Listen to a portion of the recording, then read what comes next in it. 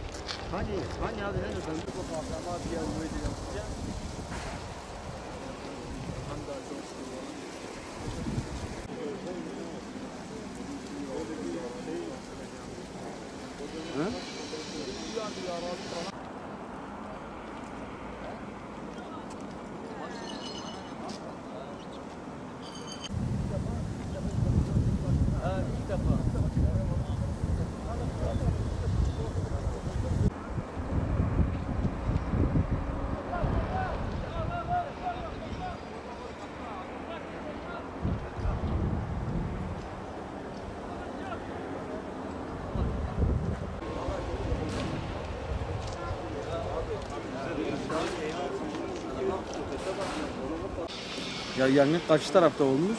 Evet, onların buhar kazanıdır. Buhar kazanı çatımızın üstüne düştü yani. 500 metre var. 500 metre var. Avulu vince tamir kırın. O şu tamiri agır vekat. Kaçırma kır. O şey bektir. İca hava hatın bir yardım kırın. O bakın yüzüne şey. Ve de hey da ne kadar o hama fırça fıryan. Fırça fıryan yık hatı vurket. Yık kuare kat. O baş hava onu vince çava şey beşwa. O evde jika çava ne beliye. Kazak çakna botiya. İca yap kış oldu kamil şimdi. Yani avcılar peki hafta gura kırın. O kaçırma kır çikide. Kaçırma kır o agravde. Şu da agır peket haya koydu fayat. Bir şey de java fırya.